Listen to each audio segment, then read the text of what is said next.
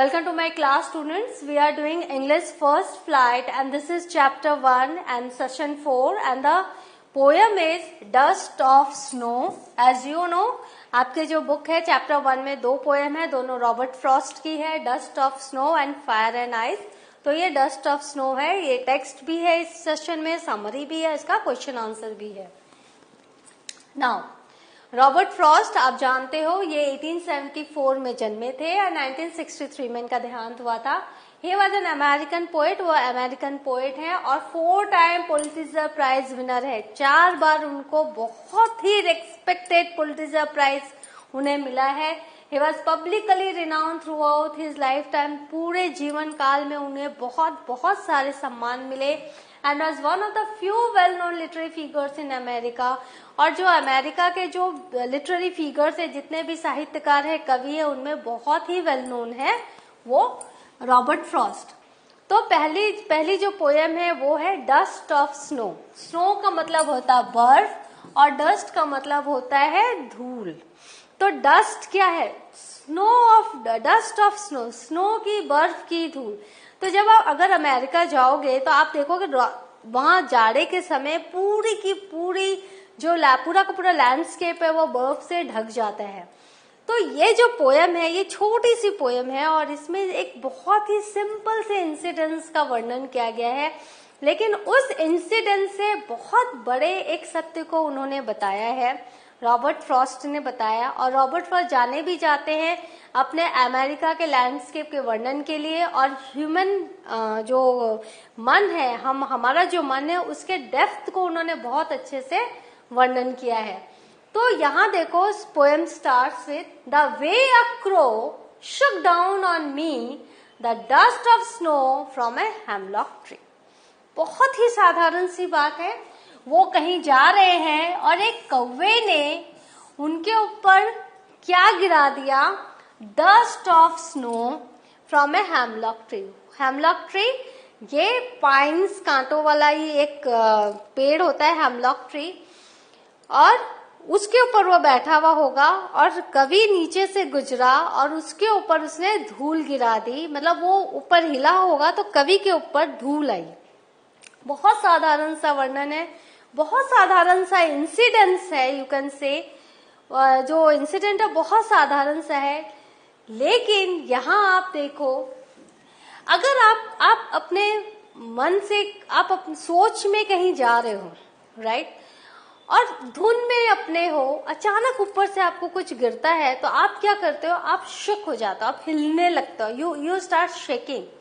जब आप हिलते हो तो आपकी जो तंद्रा है, जो आप सोच रहे थे, वो भंग हो जाती है. आप जो सोच रहे थे आप उससे बिल्कुल अलग हो जाते हो, आप कुछ और ही देखने लगते हो और आपकी जो सोच की जो लड़ी है वो टूट जाती है. तो यहाँ भी वही हुआ.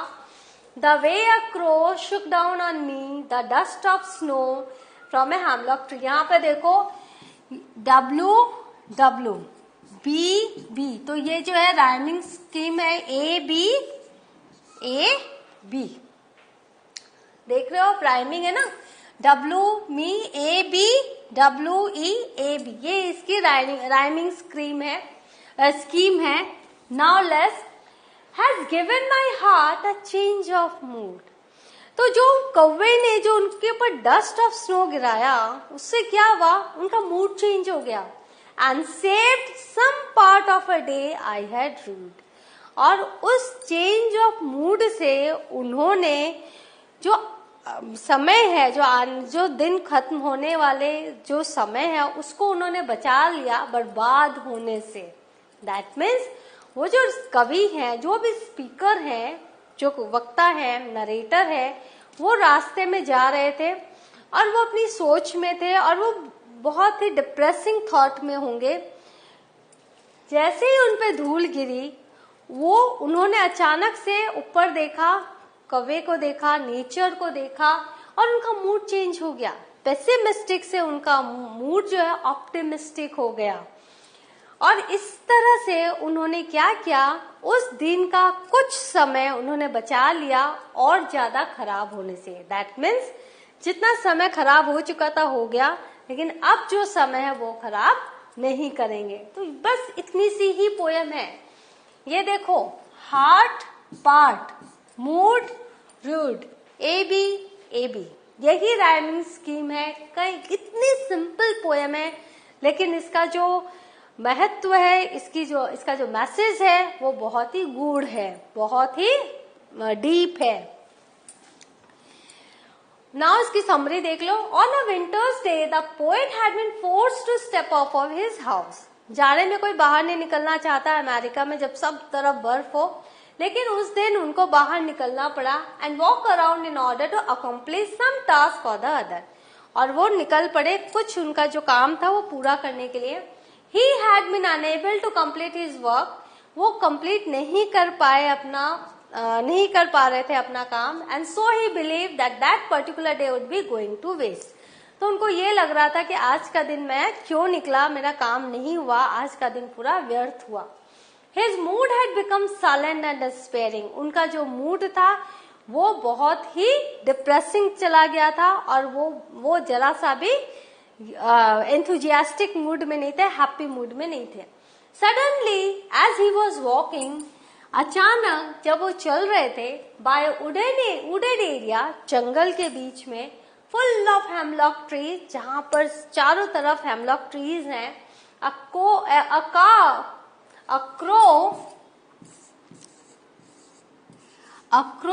एक कौआ, alighted on a branch of one of those trees, उन hemlock trees के किसी एक पेड़ पर वो बैठा हुआ था, causing the mass of snowflakes atop it to rain down on the poet. तो उस hemlock tree पर क्या था? mass of snowflakes थे, बहुत सारा बर्फ था वो जो hemlock tree पर था। तो उस कौवे ने क्या किया, उसको हिला दिया हेमलॉक ट्री पर और वो पूरा पोएट के ऊपर आ गया। सी, तो इसी को पोएट ने क्या कहा, डस्ट ऑफ स्नो। वो जो पूरा का पूरा जो बर्फ उनके ऊपर गिरी उसको उन्होंने डस्ट ऑफ स्नो कहा। The snow flakes was so light, क्योंकि आपको पता है जब बर्फ उन पे गिरी वो बहुत ही हल्की थी, and minuscule that the poet thought they resembled dust particle। इतनी महीन थी कि कवि को लगा कि उनके ऊपर धूल गिरी है बर्फ की। more than anything else, इससे ज्यादा कवि को कुछ नहीं लगा क्योंकि बहुत ही लाइट थी और बहुत ही छोटी छोटी थी, but that was snowflakes। However, this raining down of snowflakes upon him did not upset the poet further। जो अगर आपके ऊपर चलते चलते धूल आ जाए तो आप अपसेट हो जाते हो, लेकिन उस दिन न जाने क्यों पोएट जो दुखी थे कि उनका काम नहीं हो पाया, ये जो उनके ऊपर स्नोफ्लेक्स गिरा उसने उनको अपसेट नहीं किया, उससे वो परेशान नहीं हुए। In fact quite the opposite happened, उल्टा ही उन पर रिएक्शन हुआ, उनका मूड चेंज हो गया। His mood immediately improved। जो वो डिप्रेशन में था उनका मूड वो अचानक से ब्राइटन हो गया, खिल गया। And he was cheered up, और वो खुश हो गए। He felt joy and thankfulness to be alive on such a beautiful day। उन्होंने ऊपर देखा, कौवे को देखा, हेमलॉक ट्रीज को देखा, स्नो को देखा और वो उन्होंने धन्यवाद दिया ईश्वर को कि वो इतना खूबसूरत दिन देखने के लिए जीवित है। सो देखो कहाँ वो पेसिमिस्टिक थे, कहाँ ये ऑप्टिमिस्टिक हो गए। तो कभी कभी ऐसा होता है जब आप अपने आप में रहना चाहते हो तो don't allow yourself to live alone. अगर आप डिप्रेशन में जा रहे हो तो डोंट अलाउ योरसेल्फ, आप डिप्रेशन से बाहर आओ, कुछ ऐसी चीजों को देखो जो कि आपके मूड को चेंज करे। What is a dust of snow? अब क्वेश्चन आंसर है, what does the poet say had changed his mood?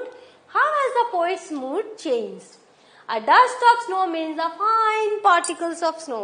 बर्फ के बहुत छोटे छोटे महीन particles। This dust of snow changed the poet's mood। इसने पोएट के मूड को चेंज कर दिया। The poet's mood changed from that of dismay to joy। जहाँ पर वो दुखी थे वहीं वो खुश हो गए। He was holding the day in regret। सारा दिन वो regret हो रहे थे, वो कोस रहे थे कि क्यों नहीं काम हो पाया। When this dust of snow fell on him and this simple little thing brought him some joy। तो जब उनके ऊपर वो स्नो डस्ट पड़ा तो वो जो सारा डिप्रेशन चला गया और वो बहुत ही खुश हो गए। और ये जो हल्का सा जो चेंज आया, when this dust of snow fell on him, ये सिंपल लिटिल थिंग, बहुत ही छोटी सी ये बात, उसने उन पर जादू सा किया और उनका मूड चेंज हो गया। How does Frost present nature in his poem? जो रॉबर्ट फ्रॉस्ट है वो प्रकृति को कैसे अपने पोएम में वर्णन करते हैं? The following questions may help you to think of an answer. तो ये जो फॉलोइंग क्वेश्चंस है उनसे आप आंसर दो तो आपको समझ में आएगा। What are the birds that are usually named in poems? Do you think a crow is often mentioned in poems? What images come to your mind when you think of a crow? अब देखो, जब भी आप poem पढ़ते हो तो आपको कोयल, Dove, हाँ, उसके बाद और भी इतने मधुर मधुर सुंदर सुंदर पक्षियों का वर्णन मिलता है, लेकिन कौवे का वर्णन रॉबर्ट फ्रॉस्ट के पोएम में आपको कौवा भी मिल गया। Now again, what is hemlock tree? Why doesn't the poet write about a more beautiful tree such as maple or an oak or a pine? तो hemlock tree ये भी एक क्रिसमस ट्री की तरह पाइनदार है, इस पर भी कांटे हैं, तो क्यों hemlock tree का उन्होंने वर्णन किया? What do the crow and hemlock represent? Joy or sorrow? What is the dust or snow that the crow shakes off a hemlock tree stand for? तो उसने जो शेक्स किया, उस पर कवि के ऊपर जो उसने शेक किया, तो उसका क्या मतलब है, क्या सिग्निफिकेंस है? नाउ आंसर पहले वाले का, Frost has presented nature in quite an unconventional manner. उन्होंने लीक से हटकर नेचर को प्रेजेंट किया। आपने इसका पढ़ा है, the road not taken, Robert Frost का। तो ये हमेशा अनकन्वेंशनल वे से ही अपनी उपस्थिति जताते हैं, ये लकीर के फकीर नहीं है। तो अनकन्वेंशनल मैनर में उन्होंने प्रकृति को दिखाया है। While in other nature poems we come across birds such as nightingales and sparrows, Frost has used a crow in this poem. तो उन्होंने ना कुकू को लिया, ना उन्होंने नाइटिंगल लिया, ना स्पैरो लिया, उन्होंने क्या लिया? Crow. A crow can be associated with something dark, black and foreboding. तो जो क्रो है उसको हम कैसे, हम उस कौवे को हम अपशकुन मानते हैं, वो काला होता है, वो और वो अंधकार को वो दिखाता है और वो ओमेन साइन है, हम लोग उसको शुभ नहीं मानते। That is why other poets usually mention singing nightingales or beautiful white doves in their poems. और इसीलिए दूसरे जितने भी पोएट्स हैं वो क्या करते हैं, गीत गाते हुए नाइटिंगल्स और ब्यूटीफुल व्हाइट डव्स को अपने पोएम में लेते हैं, लेकिन कवि ने क्रो को लिया। Also, the poet has written about a hemlock tree, which is a poisonous tree. ये poisonous tree है. He has not written about a more beautiful tree such as maple, oak or pine, because these trees symbolizes beauty and happiness. क्योंकि ये beauty and happiness को बताते हैं, तो उन्होंने maple, oak और pine के पौधों में कोई रुचि नहीं दिखाई, उन्होंने hemlock ट्री में रुचि दिखाई जो कि एक पॉइजनस ट्री है। Frost wanted to symbolize the feelings of sadness and regret, which is why he has used a hemlock tree. अब जब अगर कभी लैंडस्केप देखोगे जो पूरी तरह से बर्फ में है, तो वहाँ हर तरफ एक क्वाइटनेस है, हर तरफ ऐसी शांति रहेगी कि सब कुछ बर्फ से ढका हुआ है, तो वो सैडनेस है, वहां पर जॉय नहीं है। जॉय स्प्रिंग सीजन में आता है, तो इसीलिए उन्होंने हेमलॉक ट्री का वर्णन किया और वो सिंबलाइज कर रही है सैडनेस एंड रिग्रेट को। जैसे प्रकृति उदास है, उन्होंने दिखाया प्रकृति सब तरफ से बर्फ से घिरी हुई है, मजबूर है, फूल नहीं खिल सकते, कुछ नहीं हो सकता। उसी तरह कवि का मन भी जो था वो उदास था, क्योंकि उन्होंने जो सोचा था वो नहीं हो पाया था। The crow and the hemlock tree represent sorrow. तो यही दोनों उन्होंने जताया।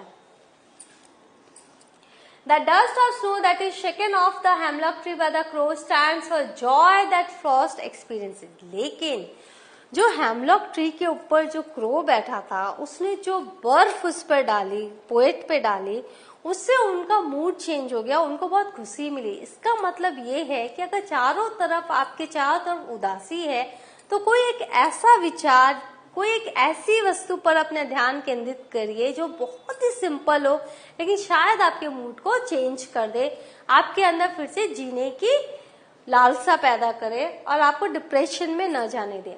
He has therefore used an unconventional tree and bird in order to contrast them with joy in the form of snow.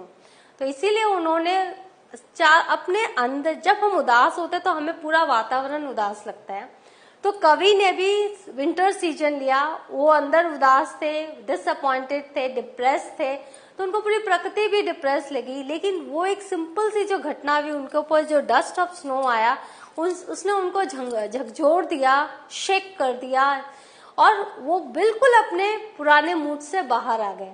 तो यही उनका कहना है कि whenever you get sadness around you, तो please concentrate on a simple thing that can bring happiness in your life. So what have we learned today? We have learned from dust of snow कि we should pay attention to a very small things, small actions that can do miracle in our life. So the next session I will be here with another topic. Till then, have a good revision of this poem, question, answer and summary. Thank you.